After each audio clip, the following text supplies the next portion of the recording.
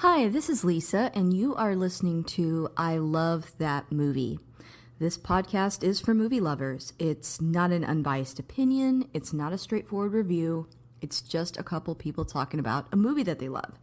The format is each week I have a guest, and that guest and I discuss a movie that they love, something they're obsessed with, something they connect with. We'll talk about the plot, the director, and the actors, but we'll also talk about the personal connection my guest has with that movie.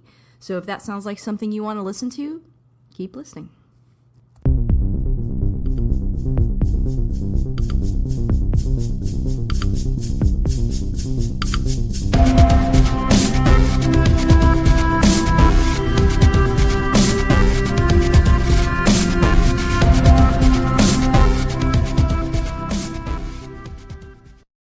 Hello, this is Lisa. You can catch up with me at ILTM Podcast on Twitter or X. I'm also on Instagram as at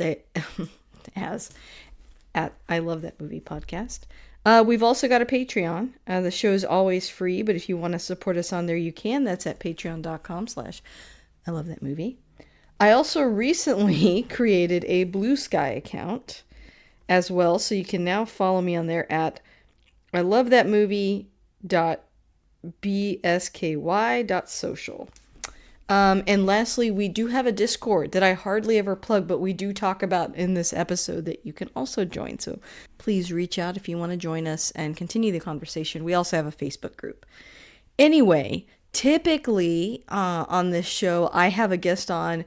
They pick a movie we love and we talk about it. We're doing something a little different today because it is our podcast anniversary, and we have been doing the show, when I say we, I mean you and me, for 8 years. What? I know, that's insane. I can't believe it either, but it's been 8 years. We started back in 2017, very humble beginnings, and continuing humbling episodes.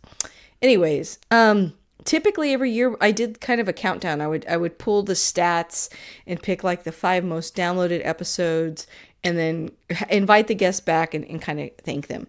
Palmer from Academy Rewind suggested this year to do something a little bit different. What if I pick the movies from the last year that I had never seen before, and I invite those people on, those guests, and thank them for introducing me to that movie, which I think is beautiful. I absolutely love that. So that's what I did this year. So that's what you're going to hear. You're going to hear clips of me talking to people about movies that I love from over the past year. That's March to March. So not the calendar year, but March to March. And just inviting them back on, thanking them for choosing that movie, and then we just discuss it a little bit. So it's likely that if you are a regular listener, you will hear a lot of familiar voices on here. But yeah, that's essentially it. So there's going to be 5 segments. So counting down from 5 to 1, here we go. All right, so starting off with number 5, my 5th most liked movie that I had never seen before, and I chose Lawnmower Man. So I brought Danny back on the show from Mocky Horror Picture Show to talk about it. Hey. Hey, Danny. So I had not seen this movie before. I had heard of it. And I think I listened to a How Did This Get Made episode about Lawnmower Man. Right. But I did choose to watch it before we talked about it. So thank you for introducing me to a new movie that I had been trying to watch for a long time. I mean, essentially I knew it wasn't going to be good, but Right. I feel like it's got a little bit of its own, like, I don't know, cult following, right? Yeah, I guess there's some. Mm-hmm. Yeah. For those that may not have heard the episode yet, part of the reason, so traditionally, like, a guest picks a movie that they love, but you picked a movie that we were advertising for your show. So I wanted to kind of, I guess, if you want to talk a little bit about that too. Yeah. So, Mocky Horror is a live movie riffing comedy show, or or as the marketing says, Dallas's only live interactive movie mocking comedy show, where we take a movie and and write a riff script for it and perform it in the theater, and then but we also throw up prompts on the screen so the audience can make jokes at the movie with us. And we usually pick movies that are kind of bad, but like cult bad. Yeah, Um, y'all have done quite a few. I think one of right. my favorites was probably Mac and Me. That Yeah, that's a fun one. yeah, and y'all did And like Super Mario Brothers. Y'all have been on the show several times, to talk about some of yeah, these yeah. movies. And the Lawnmower Man was one we picked for. Oh my God, was it May of last year? Or maybe April. It was towards the beginning of the year. It was new territory for us. It was our first R-rated movie. Oh, I didn't Um, realize that. Are there yeah, different permissions around that or different rules around it? no, so uh, this one, like a lot of our movies, came from the American film, American Genre Film Archive, which is a group based in Austin. I think Tim League from the Alamo Drafthouse founded it, and they basically like preserve all of these cult movies that would otherwise be lost. So like, and the Lawnmower Man surprisingly was one of them. Um, Again, like I feel like I've heard about it a lot, yeah, and like and some of the podcasts that I listen to cover it. So I kind of it was one of those things where I was trying to get around to seeing it. Again, not because right. it's good necessarily, but because it does have somewhat of a cult following. There's definitely some stuff that doesn't age great in it, but it's also a very specific, I feel like, moment in time too, of like I think we talked about it in the episode a little bit, the fear around technology and like the Right. fear around a lot of, I think, studios and writers not really understanding a lot about the internet but wanting to capitalize on it in some way. And Right. so over time we look back at it and we're like, this is really absurd but enjoyable in that it's kind of a time capsule. Yeah, I guess you it could be enjoyed that way. Um, uh, we were most amused by, and maybe we leaned into it a little too much by the fact that I remember when it first came out, it was advertised that it was a Stephen King movie. Yes, But and yeah. when you read the short story that it's based on, it has nothing to do with computers or the internet or virtual reality. Right. The lawnmower is really the only thing that's connected to it, and Job to a certain extent. Yeah, and And Stephen King wanted nothing to do with it, right? Like he's not a right, fan of this. and in fact, we the opening skit we was basically we were trying to get a Stephen King movie to riff on, and we basically go through his entire filmography, which is surprisingly longer than I thought. Um, the premise was we're going to the Ministry of Movie Riffing to get a movie, and we want to do a Stephen King movie, and we go through every Stephen King movie, and we wrote a joke for why you couldn't get a Stephen King, and then eventually it's like, well, you have to settle for this one, and so we leaned into that a little, maybe not too hard. We did, I mean, we certainly did a lot of jokes about it, Well, and but this that was was the at confusing Texas thing Theater, for right? us. Yeah. Yeah, it was at the Texas Theater, and it was just confusing for us because it doesn't have the hallmark of a Stephen King movie. Uh, Even in the moment that where it connects, which spoiler alert, at some point the lawnmower comes alive and attacks. At that reason for why it happens is not is is explained, and so it kind of takes the mystery out of like, with Stephen King. Sometimes things just happen, like evil just happens, and but in this one, it's like, well, the internet gave Job the ability to telekinetically control objects, which doesn't even make sense It doesn't. But again, it feels on a very much written sci-fi by level. yeah, it feels very much written by someone that doesn't understand. virtual reality and the internet.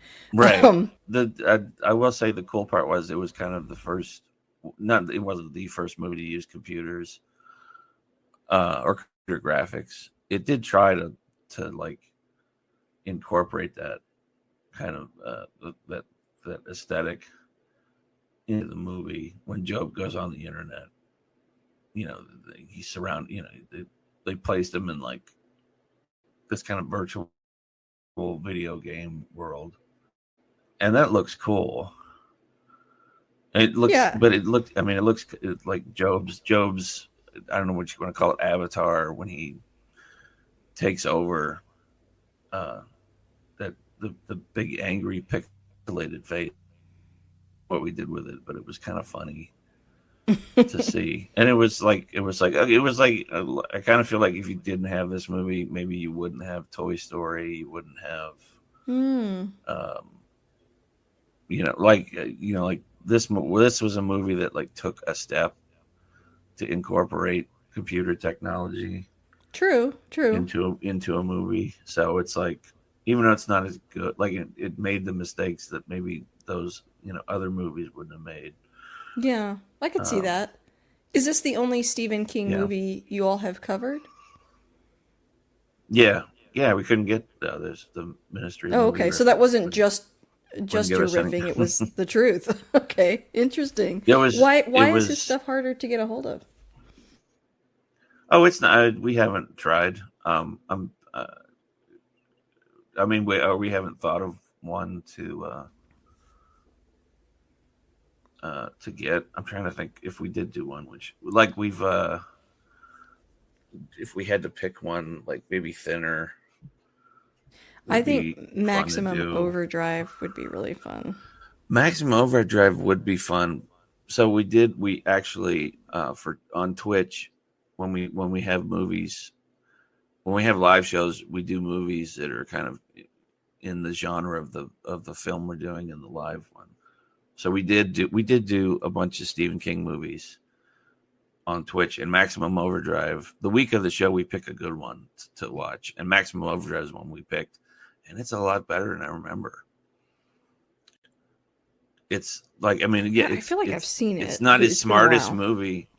It's not his smartest movie, but it's like I'm a fan of like Joe Bob Briggs and like drive-in movies, Yeah. and it's just fun. Like, Yeah, I think it's fun. and I that's agree.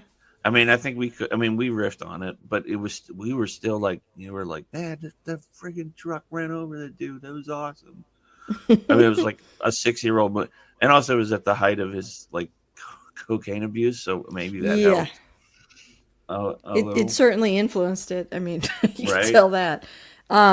But sorry to get off on a tangent. I mean, No, no, no, it's I'm fine. excited to see more from y'all, and also wanted to Thanks. kind of wrap up our conversation here by saying, thank you so much all the times that you and the team have come on here. Obviously, I think you're a big part of why people listen to the show, and Oh, just thank you for picking this film and for coming on to talk about it. I really appreciate it. and thanks for having us on. We wouldn't have a show. I don't think as big as we have without your help. Oh, happy to help And anytime. so we're bringing back Reefer Madness for 420. 420's become our our first like annual show. This year we're doing it as a special, Oh, so we're doing nice. all new stuff, Oh, great. and it's gonna have music and sketches and all kinds of crazy stuff. So, Awesome. and we're back at the Texas Theater on April 20th. Great. Well, thank you So, so much for coming on. yeah, thanks. Okay, so we are on number 4. The fourth movie that I had never seen before from last year that I really enjoyed the most was The Contender. So I brought Palmer back to talk about it. Hi, how you doing? Doing well. Thank you for I feel like you've been on have you been on my countdown before? No. No. Okay. It could be because you pick movies that are a little Bad movies. different. No, I didn't say bad. Number 5 was a terrible movie. And I picked it. So for what it's Number, worth. But what was number 5? it was Lawnmower Man. Ooh, then you know, weird thing. I was talking about Lawnmower Man the other day in a Whoa, Discord. serendipitous. Yeah, in a Discord chat because we were talking about Stephen King stuff. I remember more of Lawnmower Man 2 than I do of Lawnmower Man. Well, Stephen King doesn't want you to associate it with him at all. But I feel like it was just one of those movies that's kind of it's universally thought of as bad, and so bad that Stephen King was very upset, and his name is pretty much removed from it because he wanted it removed. It has nothing to do with his short story, pretty much, except for a lawnmower.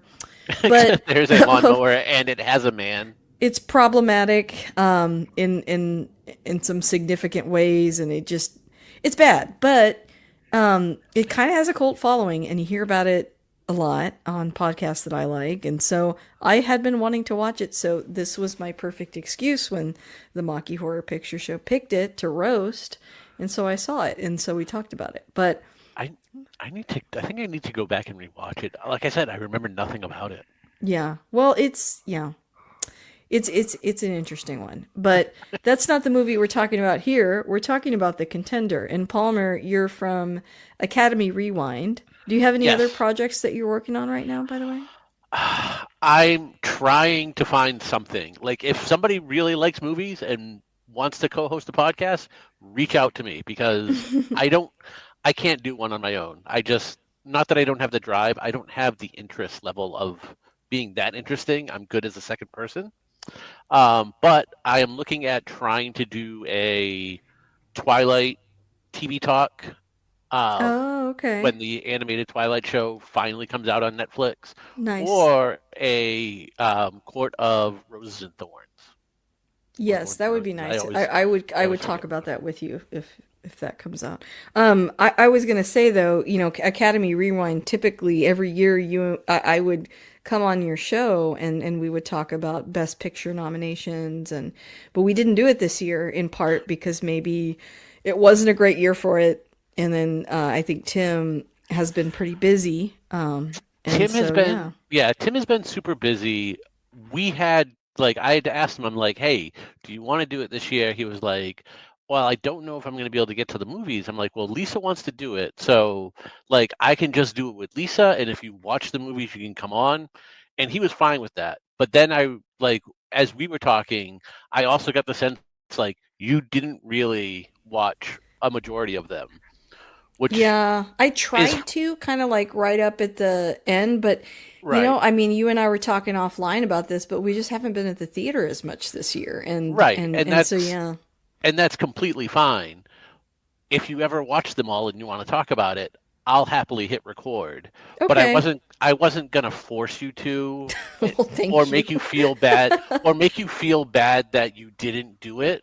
So I was like, you know what? I'll hold off this year and I will just randomly pick movies on Lisa's show to talk about that no Yeah, one's ever heard anytime, of. Palmer. I really enjoy having you on, and I understand. I mean, your show involved a lot of it does involve a lot of, for lack of a better word, homework, right? Like you all would have Yeah, to watch all you the need to movies watch from that 5 to 10 year. movies for an episode.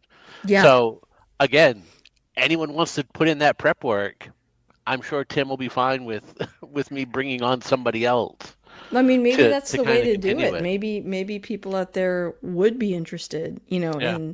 and you could, kind of rotate hosts. But we're talking about The Contender. You selected this movie. It was actually kind of close to election time, too. Yeah, we talked about it in October, I think. Yeah, yeah. And so to be clear, I try to keep political opinions off the podcast.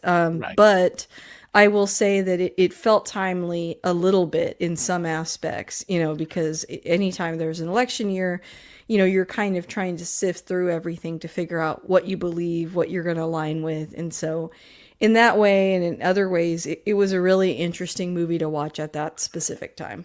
Exactly. And like you can watch I felt you could watch political movies without really needing to discuss the current landscape Yeah. because you're just talking about like the characters and their motivations. And then this was also back in 2003-ish, Mm-hmm. I think.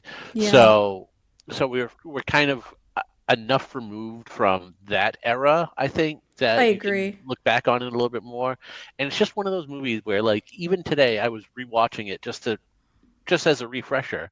And every time I watch it, I come up with like new things that I didn't really catch before. And it helps once you know the entire story to catch like these little things here and there. Yeah. Yeah, I would, I saw it for the first time, and I found it refreshing how many elements, even though it was about a very specific time, there was plenty to hold on to today, and that's, I think, the mark of a good movie, right? And like you said, and we talked about in the episode, I think, what's his name? Gary Oldman. Gary Oldman. Thank you. I was about Yeah. to say Commissioner Gordon. Sirius Black. But he had opinions that it was too divisive, and that it was leaning towards one way. But you and I talked about. I don't really think so. I think it was kind of. It was. I felt it was far enough back that you could just watch it. I agree. Like, does it lean a certain way? Probably, especially if you're very politically involved. Yeah, that's a good way to describe it. You can see it as one way or the other. What I didn't get with his commentary on it is, by all accounts, he's supposedly like very non-political, but he thinks, and his producing partner thinks, that the movie was edited in such a way that it became a biased movie from one way or the other. And my thought to that is, I would really love to see an uncut version of this movie, because Yeah. I can't see there being enough there to really change the perspective of the characters. Well, and to me, when you're editing something and when it's a movie, you've only got a couple hours to tell a story. I feel that sometimes you have to make Unless things, you're the brutalist. unless you're the brutalist. I feel that sometimes you have to magnify certain things or polarize certain things more than you would. And that's not necessarily, specifically around politics. That's like for everything. And Right. so I think, to me, that's almost like him interpreting, like, we've got to make the bad guy really bad and the good guy really good. That doesn't necessarily mean there's a political bent to it. There's just, Yeah, you there's know, got to be in this yeah. instance, there has to be a good person and a bad person. Like, that's just the way the story is. Yeah. And it's like in real life, obviously, it would be a lot more nuanced and there would be layers, but God, we I don't hope have, so. I hope, but we just don't have that much time in the movie. So I don't, yeah, I agree with you. I didn't walk away feeling that way, but I would be anxious to hear other opinions. And like you said, if there's a different cut of this movie, that would be interesting. Maybe that cut of the movie, they thought, okay, we got to get the audience to pick a side here. And Right. maybe that's why it became a little bit more. And I can understand, like, as an actor, maybe he doesn't want to play, he's not playing like, the bad guy from The Fifth Element or something. He wants to play Right. somebody that's more nuanced and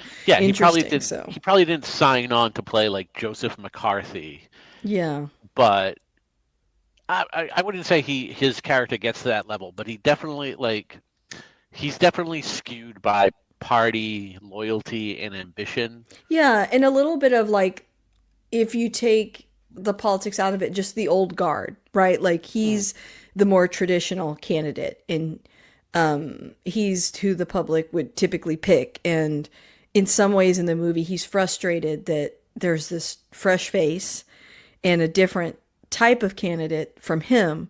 And so I think, to me, a lot of his motive comes from that. Like, yeah, there's parties Right. involved, but it's also just feeling irrelevant and feeling too old and feeling out of touch, and so he's got to, like, say, okay, everything I believe in is the right thing, and it's beyond just me feeling like an old person, but Yeah. in a lot of ways that's what it is. So, like, I think I can see his frustration, but I don't think the movie is, as we've said several times now, too much one way or the other. I would encourage people to check it out.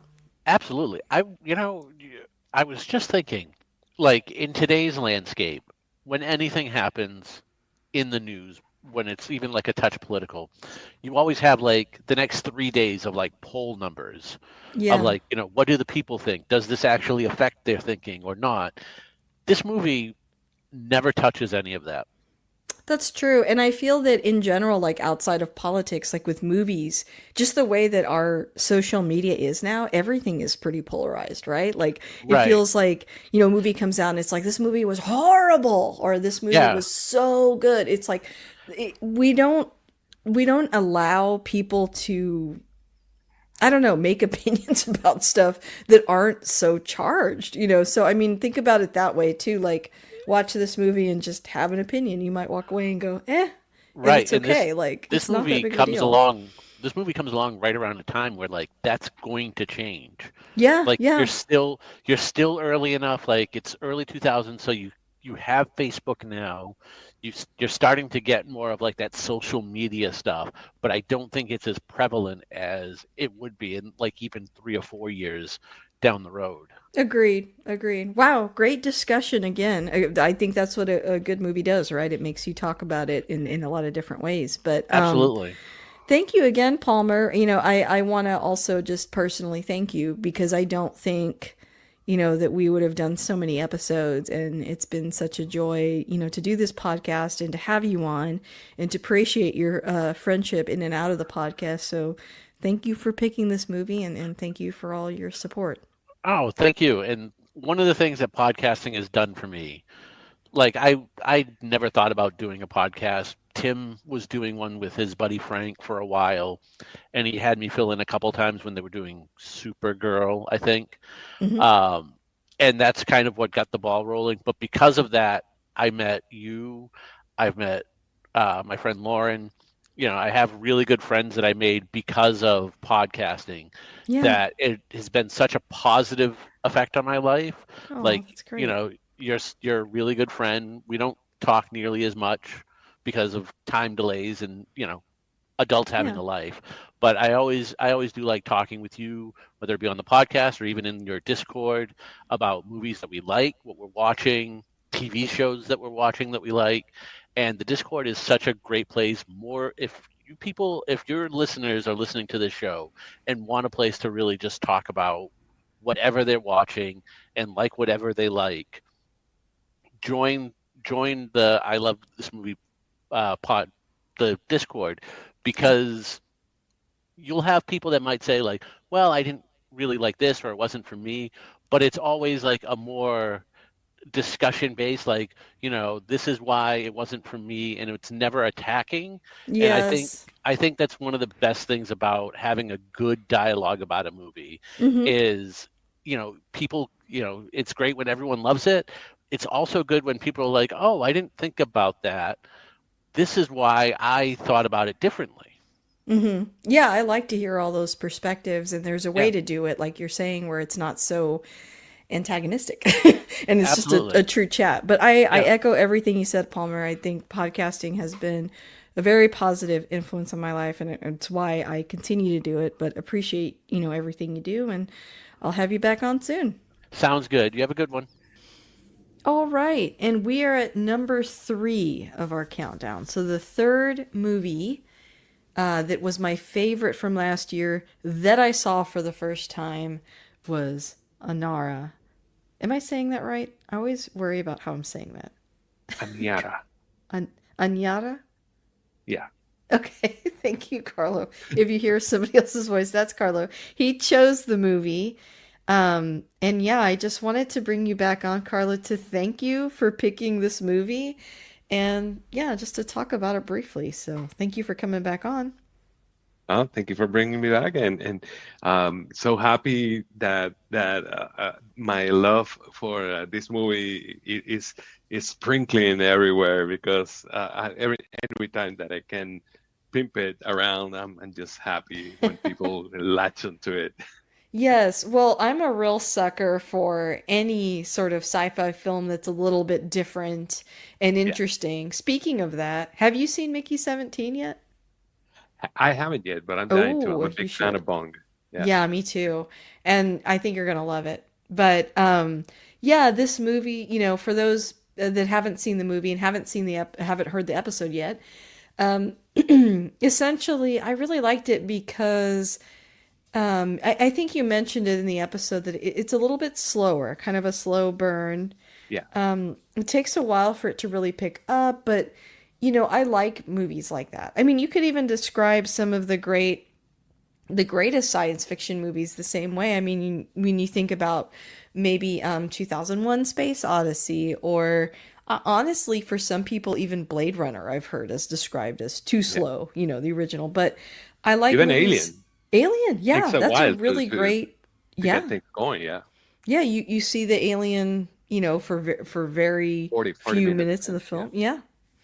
And it's I like payoff. I like when things take time, when you can kind of marinate in them, and I like any film where that immerses you, And to me, this film did that, and it did it on, I think, a relatively small budget. It didn't seem like yes, there were some great special effects, but at the same time, I think we talked about some of it looked like you are maybe like in a mall or like a in a cruise mall. ship, which is intentional, but also I like movies that are creative with their settings. You don't need this giant budget to tell a good story.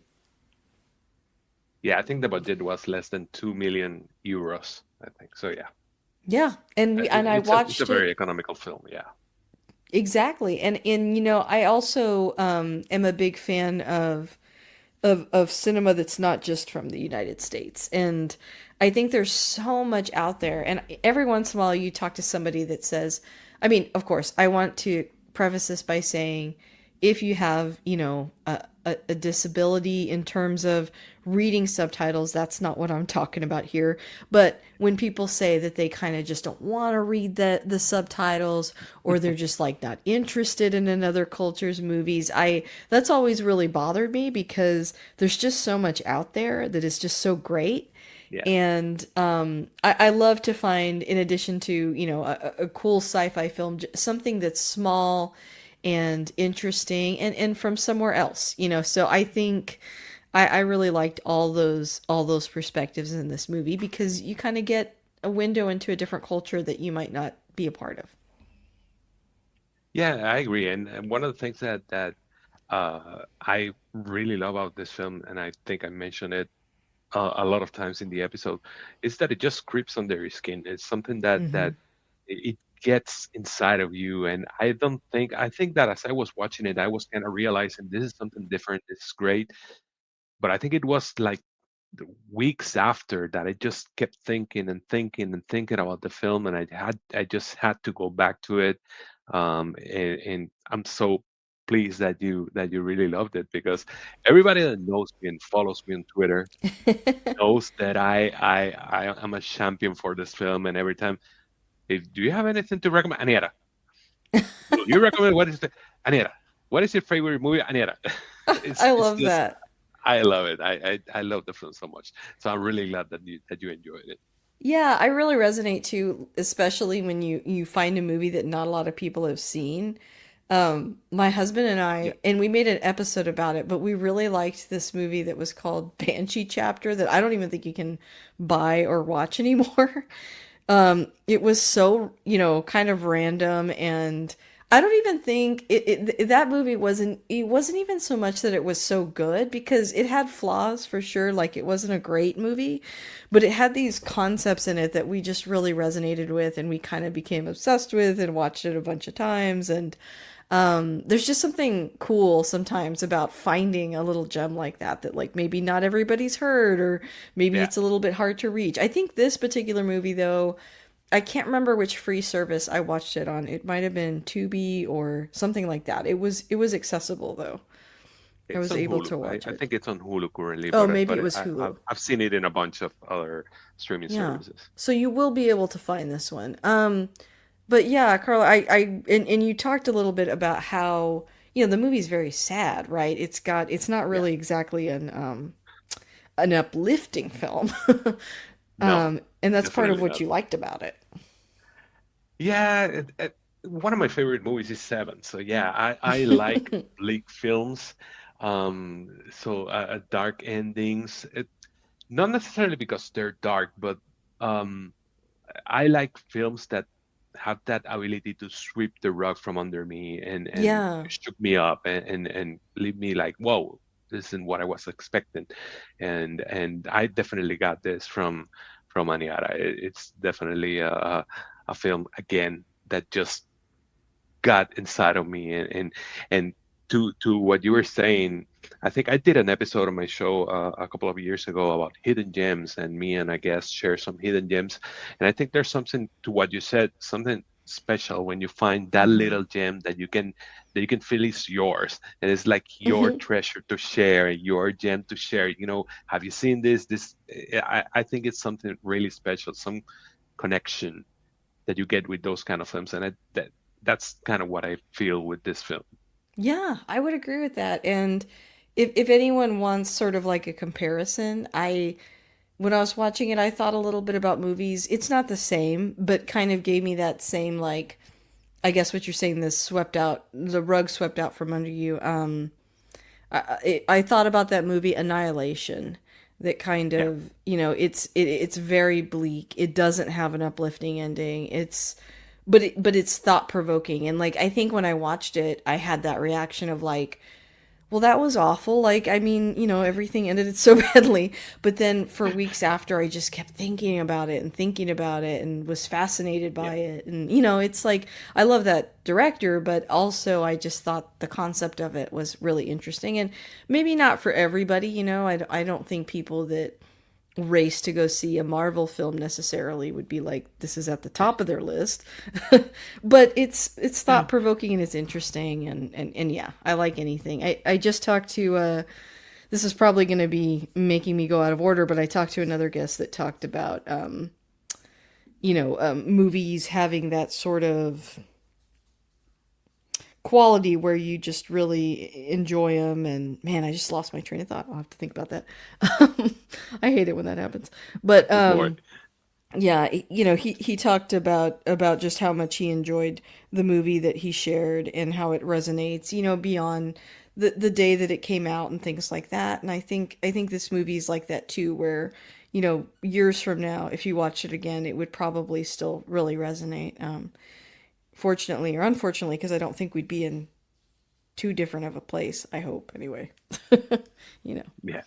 But Carlo, thank you so much for coming on. And this is actually my first year to, instead of just picking the top downloaded movies, I went back and I kind of picked unique ones, and that was a suggestion to me. But I really liked it. It's refreshing, a little different. My podcast has been around 8 years now, and this is just a movie that kind of stood out to me over the past year. So it's thanks to people like you that come on my podcast and give their thoughts about some of their favorite films. So you're a big reason why people want to listen. So really appreciate your time and thank you again for picking this movie. Now, again, I thank you for the invitation, and again, I'm really happy that you enjoyed the film. Okay, and we are on number 2. My second favorite movie of the last year that I had never seen. And this one was actually recorded over a year ago. But I've got my guest on here, Cody. We talked about The Apartment. Welcome back, Cody. Oh, thank you, Lisa. I'm honored and pleased that The Apartment made your list of favorite movies you talked about. So, are all these movies like movies you've never seen before for the show? Yeah, so actually Palmer from Academy Rewind gave me the idea of maybe this year, instead of doing my traditional top 5 most downloaded episodes, picking the ones that I just had never seen until my guest chose it, and this was one of them. So I went back and looked at everything from March to March, and I ranked this one at number 2. Well, I'm so honored, and I'm glad you love the movie so much because it's one of my all-time favorite movies. So I'm pleased.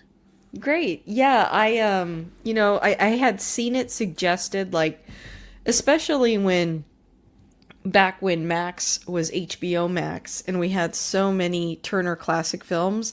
I think I saw it suggested on there a couple of times, and it just kind of kept coming up because this was a Billy Friedman movie, right? Billy Wilder. Billy Wilder, sorry. And I know we've talked about, I think, his other movies, and so it kind of came up as a suggestion, or I'd read about it, and I don't know, I just never taken the plunge. I never looked into what it was about, really, and so I just never really explored watching it. And then when I did, I found it kind of like we talked about in that episode, just very refreshingly modern for what the subject matter is. Yeah, I mean, especially now that it's over 60 years old, right? I mean, this is something that could be said in modern day. Man's abuse of power and what women have to go through. Yeah, but all while being like, funny at certain points, refreshing. Just from a director that had such a big career. And sorry, I said Billy Friedman at first. That's okay. Thank you, thank you. But he's done so many films and so many that I really love. Also Double Indemnity, which we've I think talked about on the show, but for sure we've talked about Some Like It Hot. And yeah, it was a great movie. When I try to nail down what I really liked about it, I liked a lot of what you said already, Cody, but I think just I had fun watching it too, even though there were really sad moments, some heartfelt moments. I just generally really enjoyed it.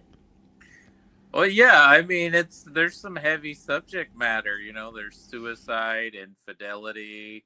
I mean, there's a lot of serious subjects and themes in here, but it's all with like that very fast-paced comedy and that dialogue that Billy Wilder was known for in so Yeah. many of his movies. I know we talked about it in that episode, but for anybody that hasn't listened to it and anyone that hasn't seen the movie, one great thing about that film, like Cody's saying, is just the writing. But I also, kind of alluded to earlier that it kind of caters to modern audiences. And I think sometimes people think about older comedies and they think, oh, well, yeah, I'm going to watch that and none of it's going to be funny. And to a certain extent, I mean, comedy does change, evolve a lot, right? But I think some of these classics like this one are really enjoyable even today. So I think that's kind of unique. I mean, there are some comedies that I don't think necessarily translate to today, but this one really did. Well, I think the key to that for this movie, not only the skill of the writing and the acting, it's just that it's about human condition and human relationships. And the stuff it's talking about is stuff that is evergreen. It's always going to be around. And I mean, I hate to say it, but in 2025, what Shirley MacLaine and Jack Lemmon are going through in 1960 is something people could find themselves in right now. That's true. I mean, a good movie, like you said, talks about the human condition and touches on the social and political climate of that time. And there's just a lot in this movie that still resonates today. I think we've made a lot of progress, but at the same time, there's progress to be made. And so the film just translates really well to now. I agree. And yeah, I think that's another good point too that you touched on the cast. I mean, the cast is just so good. And I'm starting to feel like I really know the cast because I have watched other movies, with them in it. And so I think I don't know. I'm always saying it, but sometimes people say they can't watch old movies, and I would challenge that. Maybe they should start with this one. It's a really, really good one. Absolutely, absolutely. And I mean, and that's the other thing that a lot of people are like, oh, it's in black and white. I can't. It's like, it's fine. It's not going to bother you. Just give it a chance. I think you'll find things that are really enjoyable in it. And you might not recognize some of the actors, or if you do recognize some of the actors, that you may not recognize them because, uh, I always thought Jack Lemmon and Shirley MacLaine were old people, but this is them much younger and they look different. That's so true. Like your experience with those actors can be so different depending on what stage in life you saw them at first. So that's a really good point. Um, Yeah. Well, Cody, I think you've been on this countdown before, haven't you? In the I past? think last year Memento was one of the most downloaded episodes. I think you're right. Well, thank you for coming on again, for a slightly different reason. Hopefully my audience enjoys that. I think this one had the potential to be one of the most downloaded. And so I'll still ask a question that I would have asked then. Um, we've kind of been talking about it for the past few minutes here, but why would people, download this particular episode? Why would they go back and listen to it? I mean, there's a few reasons depending on like what your knowledge is in film. If you're somebody that loves the list, you definitely have seen this movie on a lot of lists. Like it's on the AFI list among the other Billy Wilder films you mentioned, like Double Indemnity and Some Like It Hot, and of course Sunset Boulevard. Those are always the four that usually pop up. So that's one that might want to check it out.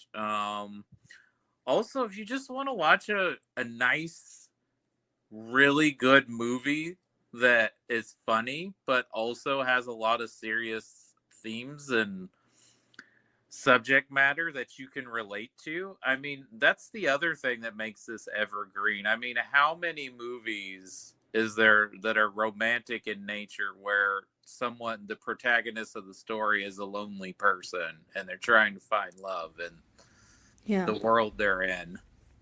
Yeah, very true.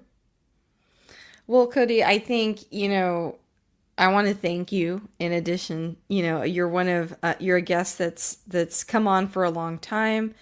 I've been on your podcast too, and I think you're a big part of what makes it successful. And so, thank you so much for picking this movie and introducing it to me, and thank you for coming back on. My podcast has been around 8 years now, and I know you've been a part of that journey. So, just wanted to thank you. Oh, it's always a pleasure. I love coming on, and I love talking any movie with you, Lisa.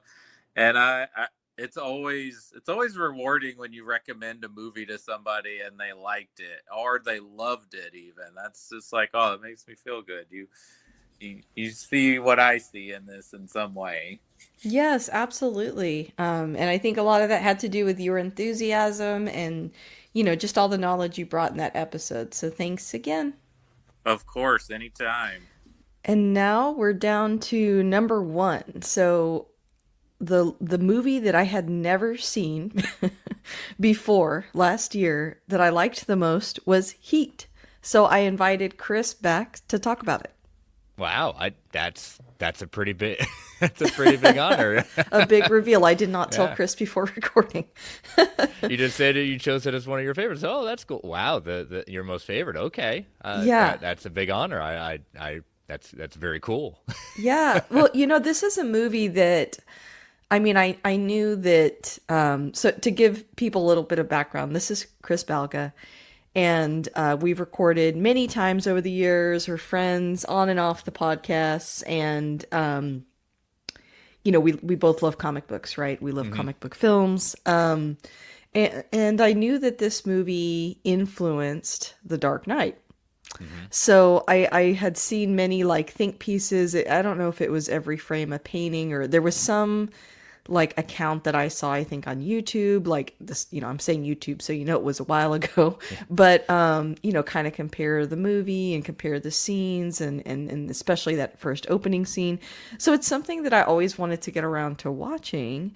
And then you chose it. And part of why I hadn't seen it before, and this is kind of a lame reason, but I think it just speaks to where I am in life. It's kind of long, Yeah. and so carving out that time to sit down and watch that whole movie, took some time. But Chris, you chose it, and I'm assuming it's one of your favorite movies. Oh, absolutely. I mean, I can understand.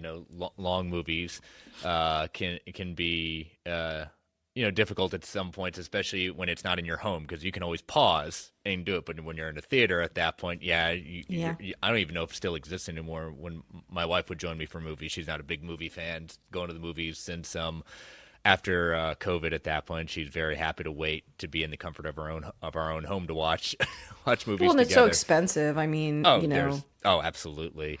And But when, there used to be this app that she would use called Run P. So that way, if she knew it was a good time to go, and it would tell her what would be happening at that point.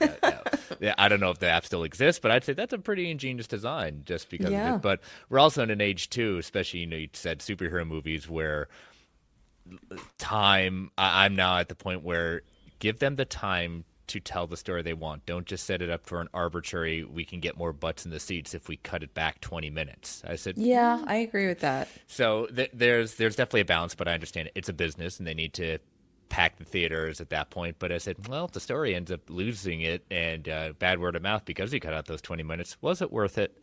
So, Yeah, no, I agree. And I think we've seen time and again at the theater that people will turn up, like you said, for movies that they really care about. I mean, you just mentioned superhero movies. There are some that are pretty long, and people Yeah, turned out for those. So, But yeah, no, this is definitely a personal favorite, especially when you look at the impact it has. Even like you mentioned, The Dark Knight. This is one that you can compare to another influential. The Departed definitely takes cues. Martin Scorsese definitely takes some cues and homages to Heat with that movie. Recently sadly departed Gene Hackman's film, the French Connection. That the French, if that obviously French Connection came in 1971, so this is way after it. But you could see he takes different things with that. You can compare like the car chase scene versus the heist that happens at the end of the movie and the cat and mouse game that's being played between the characters. Michael Mann's Collateral as well. So I mean, there's so many different things that this movie is either taken homages from or in films that came later that do it. Even recently, I don't know if you've started watching Daredevil Born Again at all, but it's I been haven't. it's been in the trailer, so I'm not revealing anything that's too spoilery. There is a scene within the first episode or two where Matt and Wilson Fisk sit down at a diner and have a conversation, and I cannot tell you, and I've done it on our show Marvel Life, where I said this is basically De Niro and Yeah. Pacino sitting down at the diner, two people having a conversation on matching wits with each other. And I said, this is exactly like Heat. I'm not the only one who said that, but it was just too hard not to take that back. But again, this movie continues to impact the genre of not just cop and thief, but also high stakes thrills. And are they or aren't they going to get away? And I feel, and I'm probably wrong in saying this, Oh, not don't coming set from a yourself up place like that. of knowledge, but I think what was really cool about Heat to me is, I mean, I think over time I've gotten a much bigger affinity for the action film than I used to have. I used to be like, oh, action. Start to get kind of bored, even though it's action. It's just not what pulls me in. Yeah. But Heat, it has action, but it's also artistic. It's very the way it's shot, the pacing of the movie, like it's treating its subject matter more seriously. Yes. And like you said before, you've got some of the best people in the game at that time, maybe even now to this day. And it's just all of that kind of makes it unique and engaging. And the runtime is more than justified. You need a long time to tell that story. And If to you your condense point, it just doesn't have the same effect. true, and some people could say, well, you could cut out this. The scene didn't need to be as long. I said, but it's such. I think when you come down to if you look at just a number of a runtime, which I know you're not, but to your point, it's the character development. It's the beginning, middle, of end of an ensemble cast that I think maybe one or two characters maybe you could have spent a little more time on to fully flesh out, but it's not totally lost. But like everyone had a moment, everyone has a journey to go on, from your minor supporting cast members to the majors of the crew and Pacino's team. Yeah, I think that, there's something to be said for letting your audience live in that moment and experience it.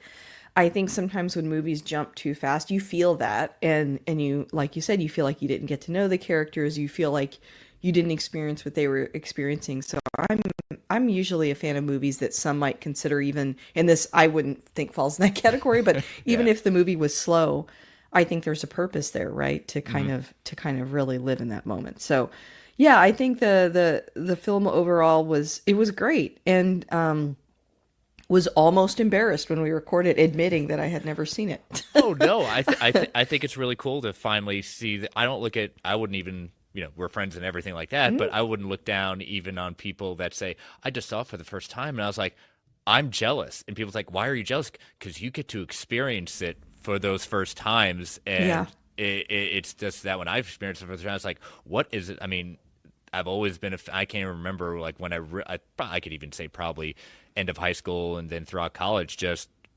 movies became this gateway to a different world. Not that I want to be like Dane Cook has this great skit talking about, like, guys wanted to be in the movie Heat and what it's like doing a heist. But and it's just like, I don't want to be in a heist, but like, I'm a gamer too, and so playing games like Grand Theft Auto, controversies aside at that point, it's a way for saying I'm in my own movie Heat. And it's an escapist route saying, yeah, I don't want to be this life. I don't, because it's fantasy. There's a lot to lose at that moment. And thankfully, I remember we talked about it on the show too, that you don't see, like, in real life, there was a time that it scarily was, like, you had these kind of heists going on, but you just don't see that anymore. That's literally, like you said, it is a fantasy that just doesn't exist in the world, you could say, because criminals have gotten more sophisticated. You don't need to, because the money's not in the bank anymore. Right, you can it's digitally crypto steal and money. digital. Yeah, they wire transfer stuff, so it's not as flashy. Even though Fast and the Furious would always kind of make it flashy, I enjoy those movies for what they are, because again, I'm not going to the movies, those kind of movies, for character development, things like that. I'm going to see the action, things like that. But when I see a movie Heat that can bring gravitas and bring character development and bring something of an allure to a genre that we just don't see as much anymore, for whatever reason, I think where these movies really can thrive, and we've seen it so many different times, is this becomes long form television. Yeah. In a way that you can tell that kind of story. You can point to this, shows like The Wire and Sopranos and Breaking Bad. Like, you can tell a long form story, but sometimes in a movie it can be limiting. But I think in Heat, it's done so well that, like we said, I don't feel there's anything left on the table. And we had talked about how, there's been a sequel novel written. They're getting ready to, start working on that as a movie. Mm-hmm. I'm very interested in it. I didn't need a sequel, and I'm not going to be the person to say, who asked for this? Because again, I'm curious in the sense of, like, what it's going to be like. I'm not even going to read the novel, because I just want to experience it first, and then maybe read the novel at that point, because sometimes when I know it's coming, I said, I don't want my view to be clouded with it yet. Yeah. I mean, if people don't mind it, I don't judge you. That's just me. I'll read it after. So. Yeah. No, I completely understand that. You're a fan, of the original movie, and it was an engaging story, and maybe there's more to tell. I mean, time will tell, right? Exactly. I think, this is obviously a classic film. I don't think anybody would be super surprised that I liked it a lot, just knowing me. But I highly recommend it. And, Chris, also just wanted to really thank you for choosing it, for introducing me to that movie. That's why I like doing the show. And it's really thanks to you for choosing it, for coming on, for talking about it. It's been 8 years now of that movie. And it could not be done without people like you. So thank you so much. No, keep doing this. I look forward to the drops when they come in. I said, even if it's movies I don't know, and I know, as you always say, we spoil the heck out of it. I'll listen to, like, maybe the first 10 minutes, and if I'm hooked at that point, I stop, watch the movie, and then come back, because Yeah. you there are so many different times, like, I've heard stuff about this movie, let me give it a chance. So thank you for doing, as they say, the Lord's work, and bringing this to the audience of films that we all, as you say, we love, but also the films that we may not know about personally, but gives us that opportunity to experience it with you. So thank you for that. Congratulations on 8 years. That is an amazing feat. Yeah. Thank you so much, Chris. Look forward to having you back on in the future, and Absolutely. we'll talk soon. All right. Talk soon. Bye-bye. Bye.